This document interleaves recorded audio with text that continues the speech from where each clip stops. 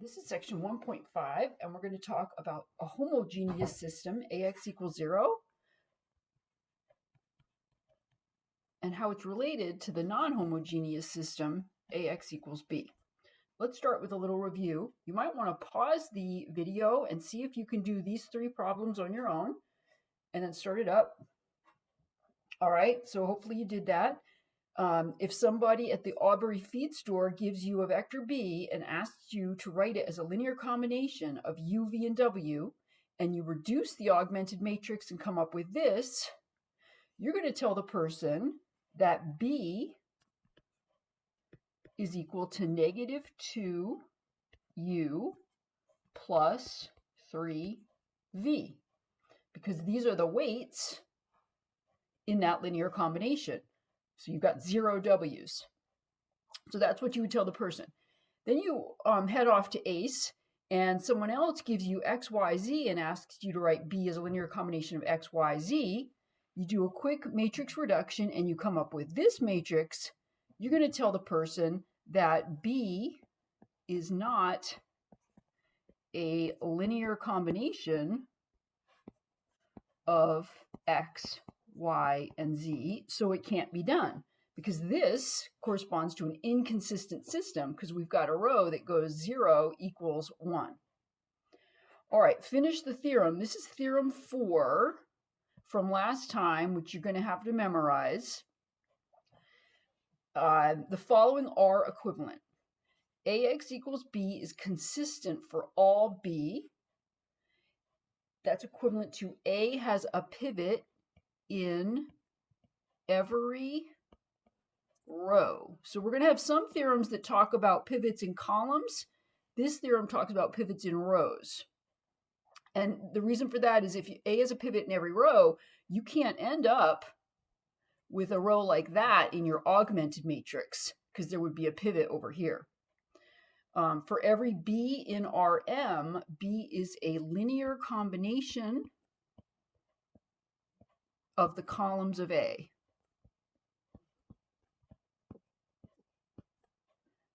And finally, that's equivalent to the columns of A span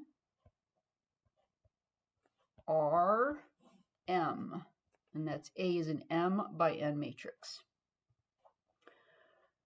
And we'll refer to this theorem later in the lecture today.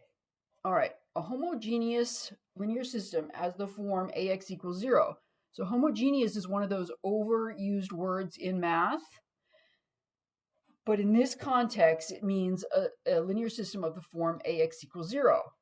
So these are just little jokes. You fit in nicely because this is a homogeneous population, means everyone's the same. And in milk, we don't say homogeneous, we say the milk is homogeneous, meaning you've taken the fat off the top and then it kind of all looks the same. Okay, so a homogeneous linear system looks like this, but sometimes we get a little bit lazy with our just writing equation in short form and we forget what dimensions these things are in. Where is 0 from and where is X from?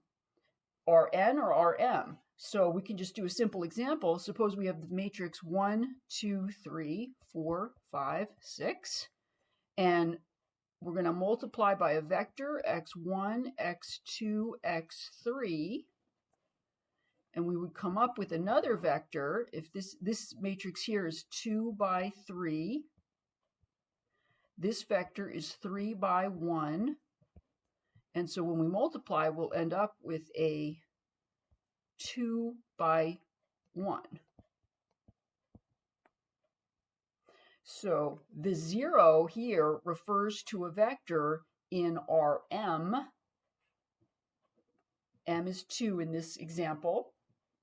And the X refers to a vector in Rn. N is 3 in this example. So an important fact, two important facts, AX equals 0 is always consistent. And the reason for that is that X equals 0 is a solution. And that's because A times 0 is always going to be 0. So you'll always have at least one solution, and that's the trivial solution. We call that the trivial solution, x equals 0. That means all the entries are 0. So we have a non-trivial solution, meaning at least one entry is not 0, if and only if the system has at least one free variable. And that's because if there are no free variables, then the unique solution is the trivial solution, x equals 0. So if there are free variables, you're going to have at least one non-trivial solution. All right, this is example 1 from your text. I've taken a matrix. We're looking at the matrix. This is a homogeneous system, AX equals 0. And so I've reduced the augmented matrix here, and I filled in the twiddles on the bottom row. I want you to fill in the twiddles on the top row. You can do that on your own. Figure out what row operation I did at each step to get to the next matrix. Just want to point out one thing in that matrix reduction. I didn't start by turning this into a 1. Okay, I could have, but I saw that -3 and 6 are multiples of 3. So instead of turning that into a 1 from the get-go, first I used that 3 to kill things below. And then at the very end, I introduced the fractions. I said, okay, now I got to bite the bullet and divide by 3 right here.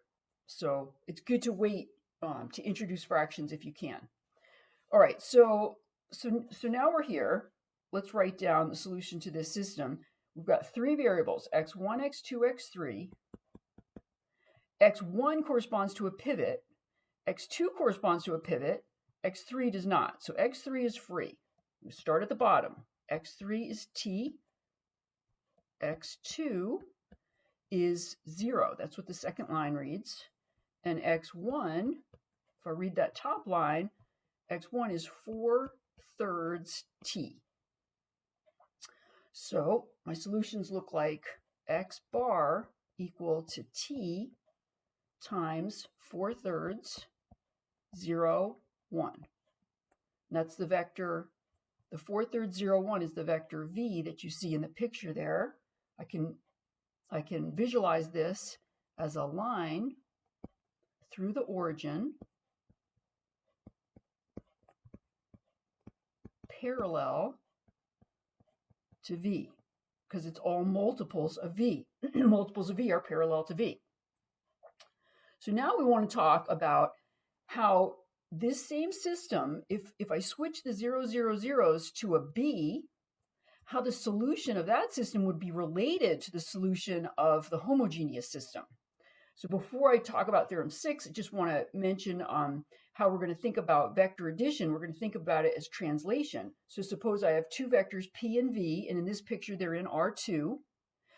If we're adding p to multiples of v, that has the effect of taking this line, the line parallel to v is multiples of v, like tv, and it has the effect of taking that line and translating it up to this blue line that goes through p, but it's still parallel to v.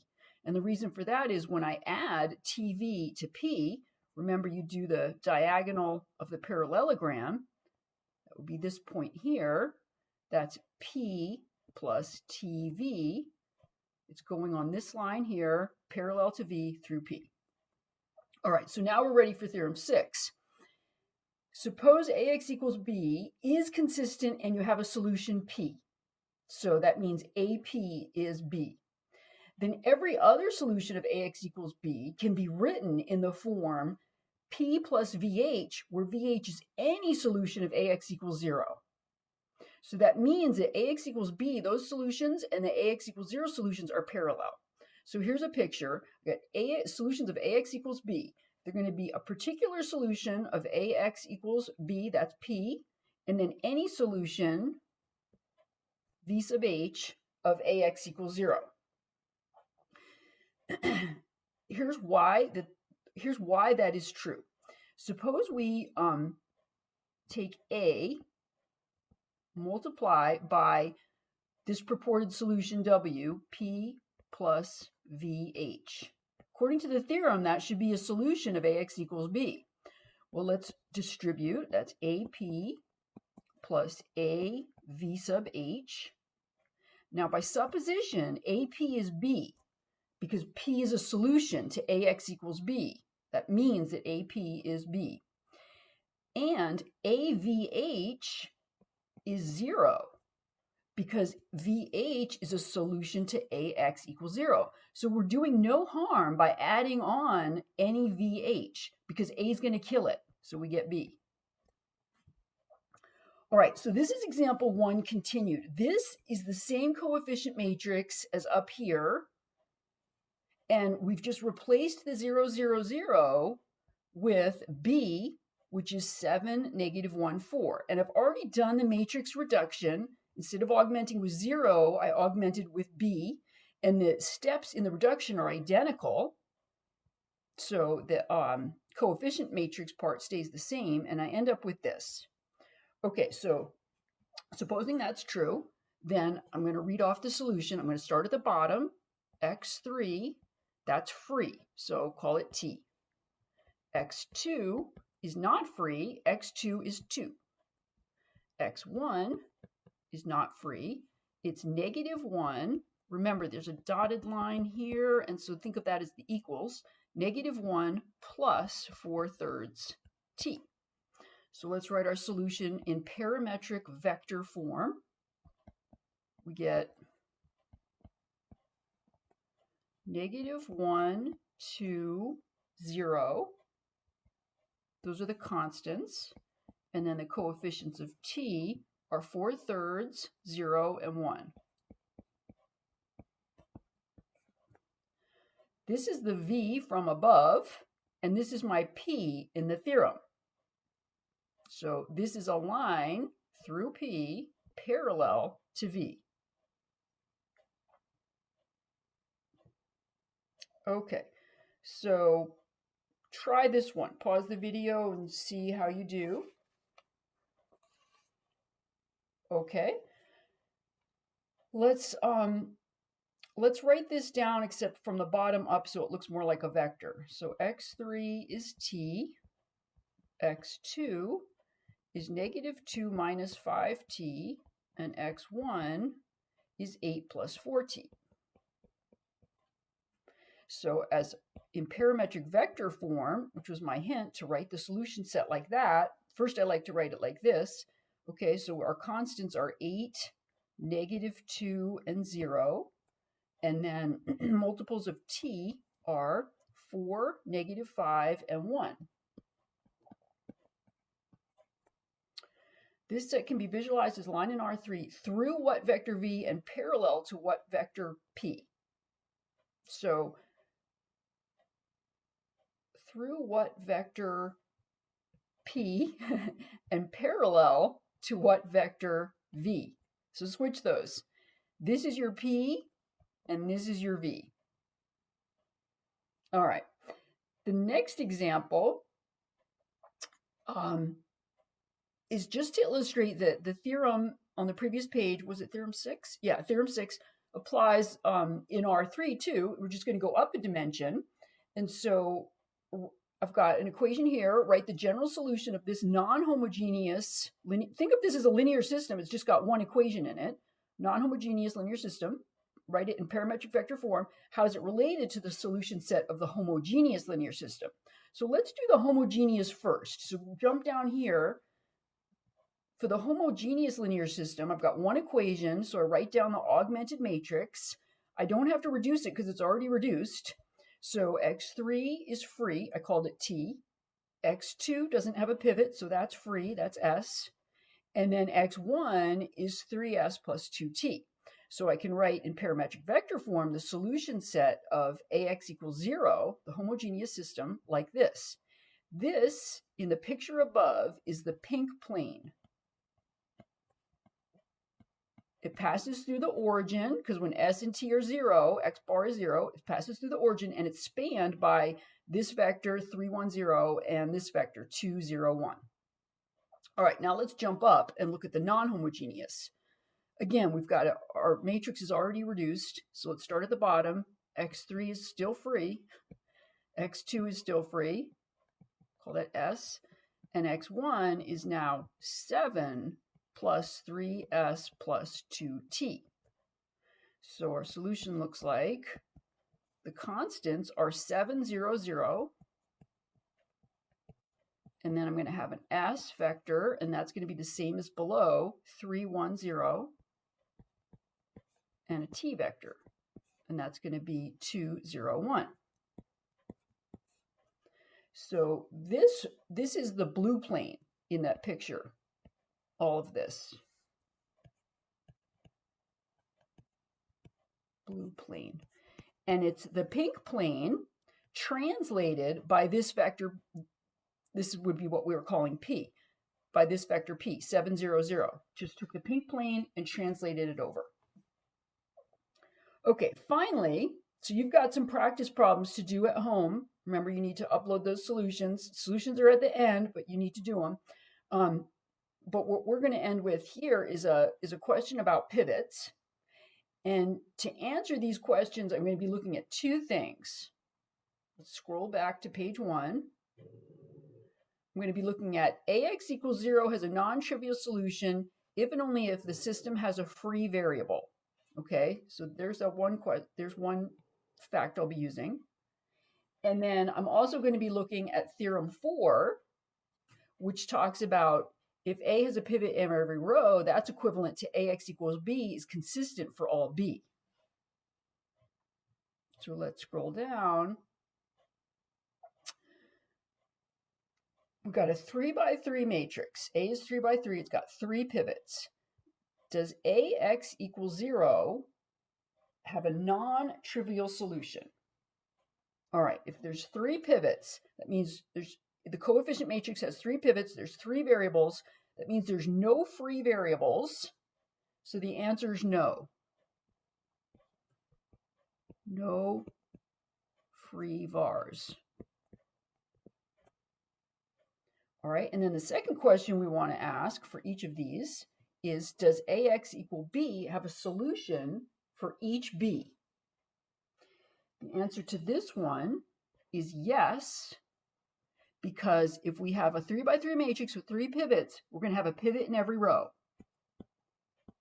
Pivot in every row. So that's theorem 4. Okay, A is 4 by 4 with 3 pivots. Does AX equals 0 have a non-trivial solution? Yes. Because there's going to be one free variable. You've got 3 pivots, but A is 4 by 4. There's 4 variables. One of them doesn't correspond to a pivot. So you have one free variable. Okay, and then if we've got 3 pivots, does AX equal B have a solution for each B? No, because we can't have a pivot in every row. There's 4 rows, but only 3 pivots. So not a pivot in every row. In each row. Okay, A is 2 by 5 with 2 pivots. I always find it helpful to visualize these things. If A is 2 by 5, that means it's 2 rows and 5 columns. So it's wide and squat. So there's 2 pivots, bam, bam. All right, does AX equal 0 have a non-trivial solution? Yes. There's 5 columns. Each column corresponds to a variable, so there's 3 free variables. So this is a yes. 3 free variables. Does AX equal B have a solution for each B? Well, the answer there is yes also, because there's going to be a pivot in every row, because there's only 2 rows. This example, by the way, is just illustrating the fact that you could have all kinds of combinations. You could have no, yes, yes, no, yes, yes, and imagine this last one's probably going to be no, no. If A is 3 by 2 with 2 pivots, so 3 by 2 is going to be skinny and tall, 3 rows, 2 columns, we've got 2 pivots. All right. Does AX equal 0 have a non-trivial solution? No, because there are no free variables. There's only 2 columns, but there's 2 pivots, so each column corresponds to a pivot column, so no. And then does AX equal B have a solution for each B? No, because we don't have a pivot in every row. We can't. There's 3 rows, but there's 2 pivots, so we've run out of space to get a pivot in that last row. Okay, and that's the end of this section.